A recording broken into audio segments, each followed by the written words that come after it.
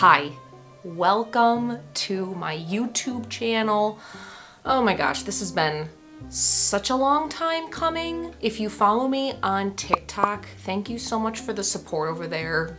It means the world. I wanted to start a YouTube channel because there's just so many stories and topics in the spooky category that are just too long. 3 minutes will never suffice. So I thought I need to make a YouTube channel and dive deeper into some of these topics. If you have no idea who I am Sarah, and I talk about all things spooky. So today the topic of discussion is something that I actually talked about back in June on my TikTok, and it is PHROGGIng. When someone is living within your house without your knowledge, and they usually hop from house to house, hence the term PHROGGIng. So after I discussed this topic on TikTok, I had noticed that Lifetime had just released a show called PHROGGIng, Hider in My House. We need to watch this and talk about each episode. And if you're gonna comment it, yes, I am aware that Mr. Ballin already made a video on this. I have been planning to make a video on this for a while now, okay? So I didn't directly steal from him. I love you, Mr. Ballin. Enough chit chat, let's dive in to episode 1, titled Bump in the Night. So first off, we have couple Brittany and James Campbell. They were a newlywed couple in 2008, and in 2009, they moved to Honolulu, Hawaii with their family. This was a huge change for Brittany because she was now a wife. She was also a stepmother to James's 2 sons and is now also living in a completely different place. They moved into a nice 2-story home with a crawl space above the bathroom. If you've seen my TikTok, I talk about how attics are just a breeding ground for froggers. Are we calling them froggers? Yeah, they're froggers. Since women tend to be a little bit more observant, Brittany was the first one to notice some odd things happening around their house. She would go into the garage and find some of their moving boxes all disheveled and tipped over, and like someone had really rummaged through them. And then at times Brittany would hear the doors slam out of nowhere. So this kind of started to worry her, and she started asking her husband if he had locked the doors and started voicing her concerns to him. James would swear up and down, "No, I locked the doors."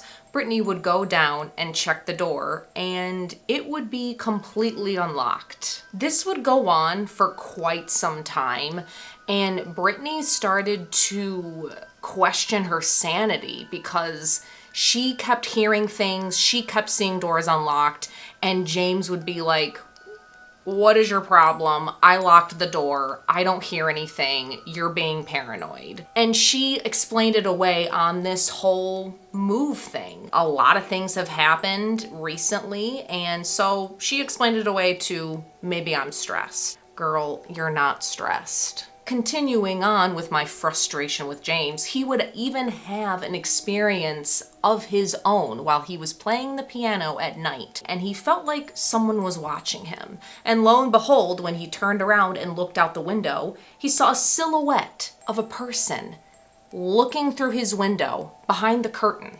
And James, of course, was like, "Oh, just some nosy neighbors." What? James? No. What? Nosy about what? You're playing the piano. It wasn't until one night when the family was going to go to the movies that everything kind of clicked for James.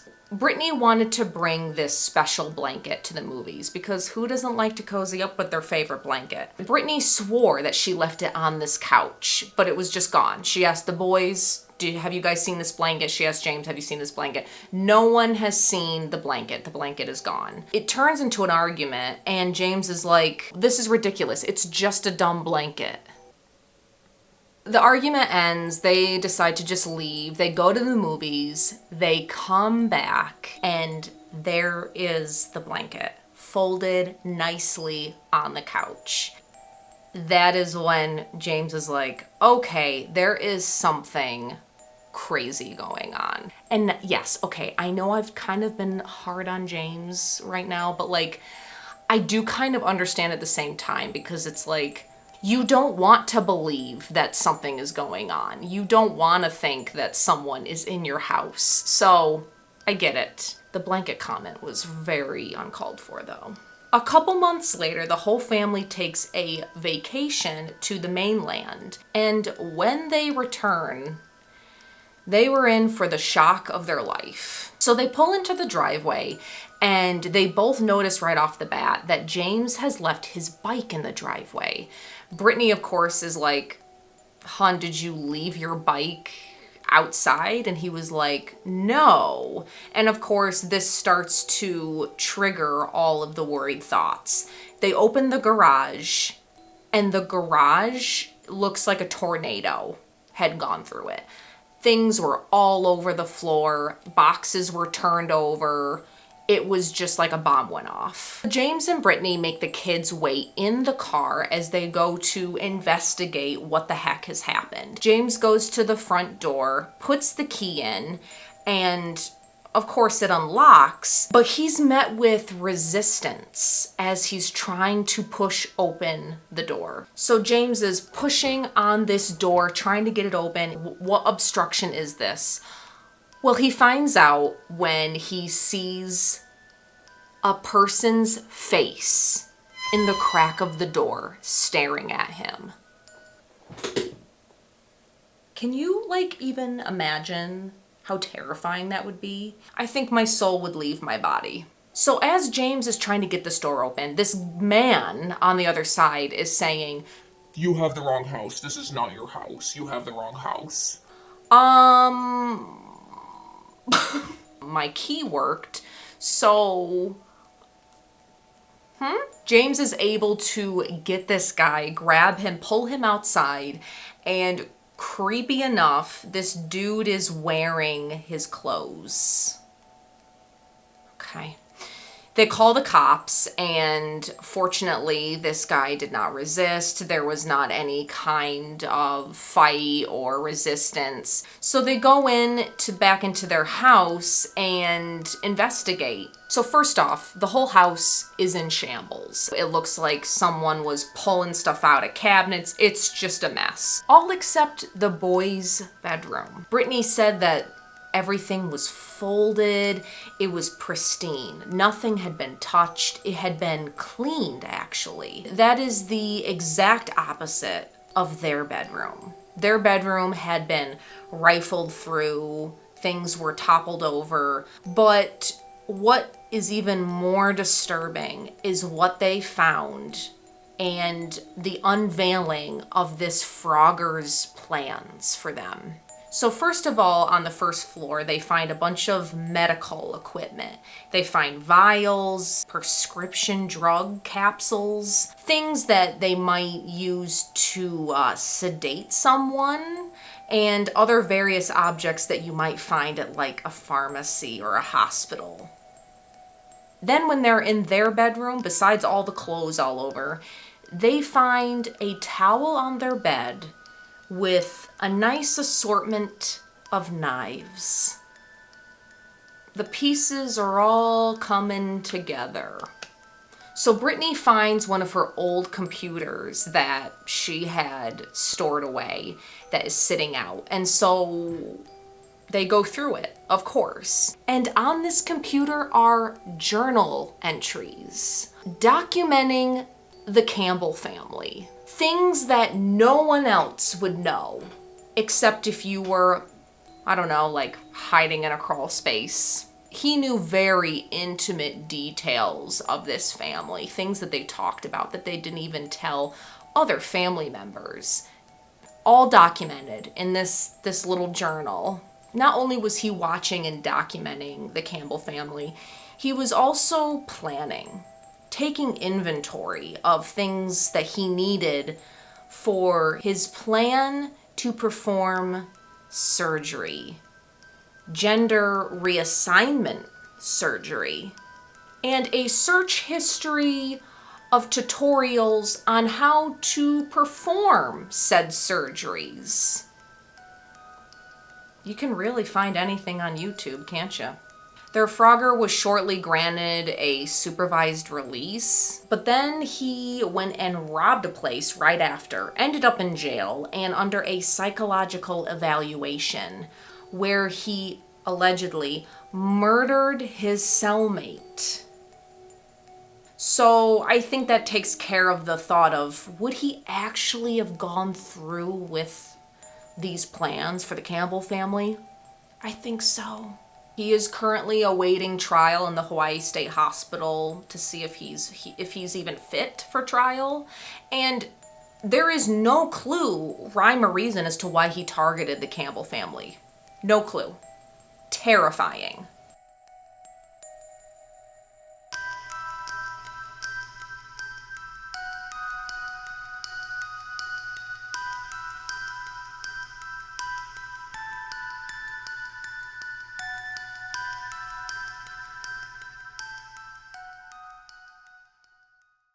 It's 2018 and Destiny, Amaya, and Madison all move into an apartment together at the University of North Carolina. It was a ground floor apartment with a lot of heavy foot traffic around. And they each had their own bedroom and bathroom. I am so jealous. What? The horrors of sharing a bathroom in college with other girls. No, never again. Now, Madison was very fashionable and she had her closet organized to a T. And that's why she would be the first person to notice if anything was awry or missing. So it first started with her missing a t-shirt. Then she was missing some socks. Then her hairbrush, which she always puts in the same spot. And then a handful of bobby pins were just gone. Honestly, I think those things just disappear into thin air on their own after you use them once. That's my theory. So Madison talked to her roommates and asked them if they had borrowed any of her stuff or seen any of her stuff. And they were all like, no, I'm not borrowing any of your stuff. I didn't take your socks. But then when the problem was brought to their attention, they also noticed that a couple of things of theirs were missing as well. Weeks later, they're in Destiny's room watching a movie together. They're all just having a great old time, chilling, hanging out, when Madison's phone starts ringing. Pretty normal. But then Madison looks at the phone, and it's Amaya, who's sitting right next to her. Amaya's confused because she left her phone in her room. So, who's in Amaya's room? They all freak out, they're screaming. So they start making a plan of attack. They start grabbing random things. Maybe they grab a statue, maybe they grab a hairbrush, I don't know. What would I grab in this room? Nicholas. Yeah. Watch out, mister. A whole skeleton's coming at your face. As they're leaving the room and going into the rest of their apartment, there's nothing. No one.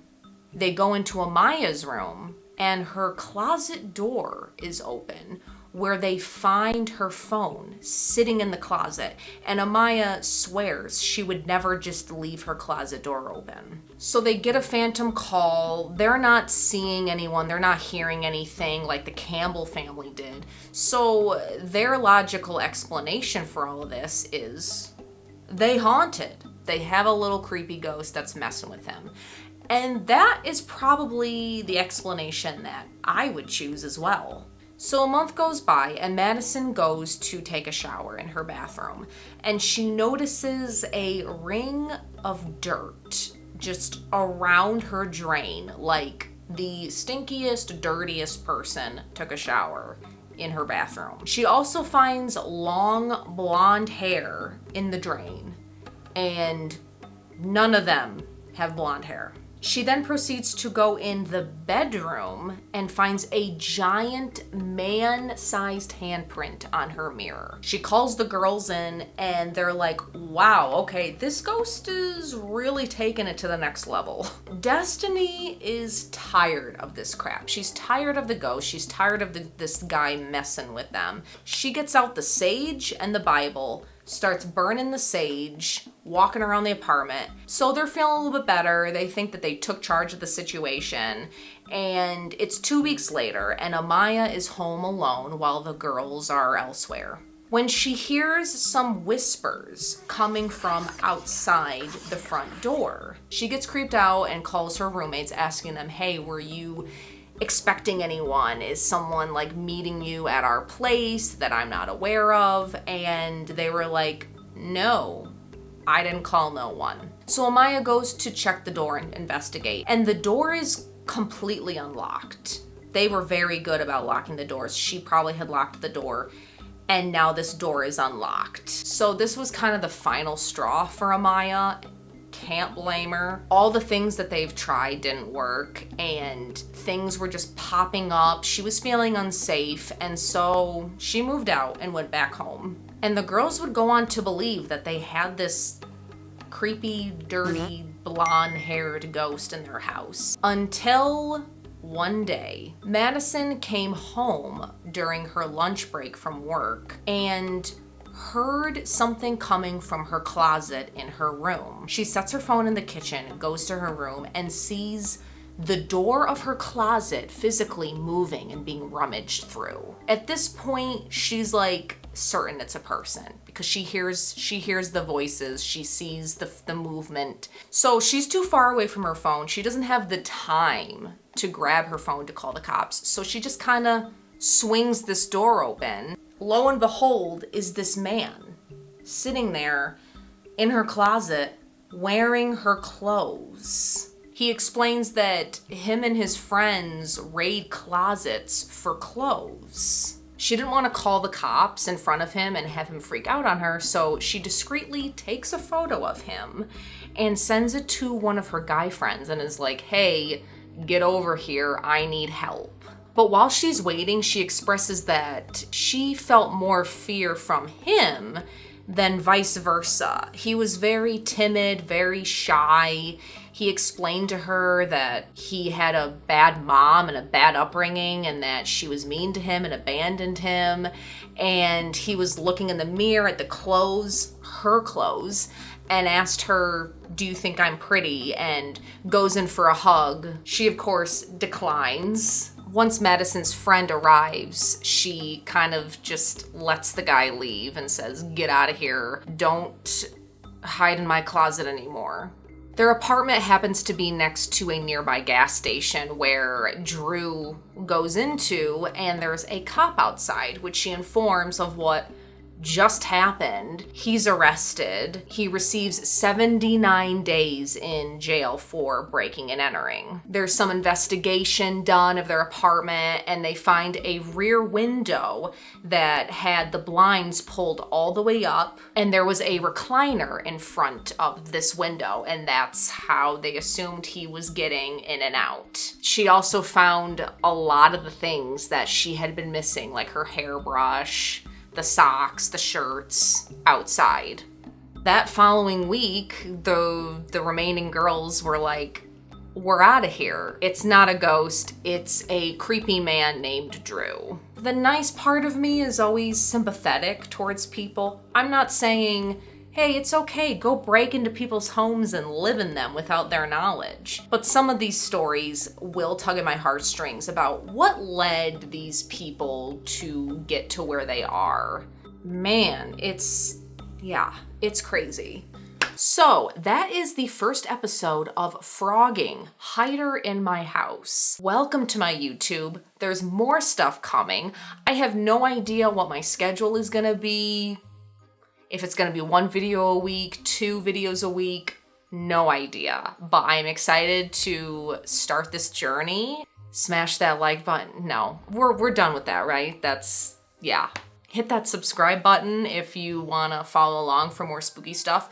It's all year. It's not gonna end at Halloween. I'm not just a Halloween person. This is when we all thrive. This is when we get all of our inspiration for the next coming months. But it will be spooky Halloween all the time. Thank you for watching. Have a wonderful day, and I will see you either on TikTok, YouTube now, or Instagram.